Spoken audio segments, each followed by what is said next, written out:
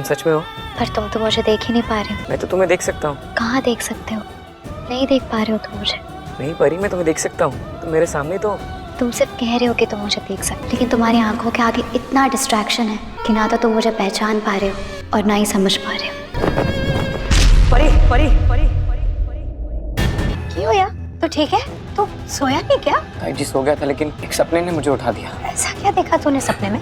परी पहुंच गई दिलजीत से जेल में मिलने के लिए और यहाँ पर दिलजीत भाई सॉरी वगैरह बोल के पैर वैर छूकर उसकी माफी वगैरह मांग रहा है और बोल रहा है कि परी मुझसे कभी आगे गलती नहीं होगी और यहाँ पर मैं तुम्हारा पूरा साथ देने वाला हूँ। और मैं तुम्हें ये भी बता दूं कि भाई अगर तुमने मेरा साथ लिया, यहाँ पर मुझे माफ कर दिया, तो हम नीति को मिलकर एक्सपोज करेंगे। अब भाई ये देखना होगा कि परी उसकी बातों में आती है या नहीं, क्योंकि यहाँ पर भाई दिलजीत नीति के बारे में सब कुछ बता रहा है और कह भी रहा है कि मैं तो नीति की बातों में आ गया था।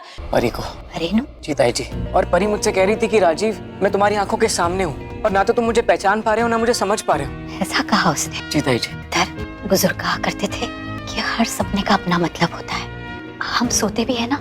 इस सपने से क्या मैसेज मिल सकता है ताई जी? समझने की कोशिश कर सकता है, सब कुछ तेरी आंखों के सामने है। ताई जी, अगर आपको समझ में आ रहा है तो प्लीज आप मुझे बताइए ना, बिकॉज मुझे समझ में नहीं आ रहा है। सपना तूने देखा है ना, इसका मतलब भी तू ही ढूंढेगा। सोच पुत्र, सब कुछ अपने आप समझ में आ जाएगा।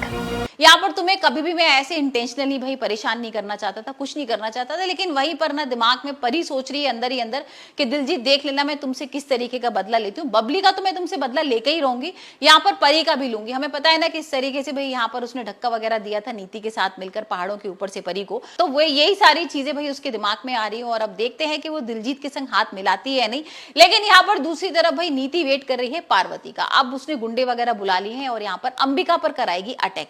अब ये सारी चीजें भाई पार्वती को पता नहीं है, लेकिन अंबिका को थोड़ा थोड़ा कहीं ना कहीं शक हो रहा है, क्योंकि नीति ने भाई उसको धमकी दी थी ना कि 24 घंटे के अंदर मैं तुम्हारी जान ले लूंगी और तुम्हें छोड़ूंगी नहीं, तुम्हें एक्सपोज भी कर दूंगी। तो यहाँ पर सिर्फ 2 घंटे बचे हैं और देखते हैं इस 2 घंटे में नीति क्या कुछ कर पाती है। वैसे मैं आपको बता दूं कि आने वाले एपिसोड में भाई गुंडे अटैक जरूर करेंगे अंबिका के ऊपर, लेकिन राजीव और सारे लोग आके बचा लेंगे और यहाँ पर नीति का पर्दाफाश हो जाएगा। यहाँ पर नीति हो जाएगी परी के सामने एक्सपोज और भाई परी उल्टा उसको बहुत डांटेगी, गुस्सा करेगी और धमकी वगैरह भी दे देगी कि तुम्हारी हिम्मत कैसी होगी मेरी मॉम के ऊपर अटैक कराने की, मतलब तुमने सोच कैसे ली? हाँ नीति, तुम ये सब कर सकती हो। और वहीं हम देखेंगे कि अब नीति तो हार गई है, नीति के 24 घंटे भी खत्म हो गए, तो अब नीति क्या करने वाली है और क्या यहाँ पर परी दिलजीत का साथ लेगी कि नहीं ये तो पता नहीं। लेकिन आप मुझे बताइए आपको परिणीति का एपिसोड कैसा लग रहा है और आपको क्या लगता है कि भाई अब परी क्या करने वाली है और यहाँ पर नीति से किस तरीके से बदला लेगी, क्या राजीव का साथ लेगी? ये देखना बहुत इंटरेस्टिंग होगा।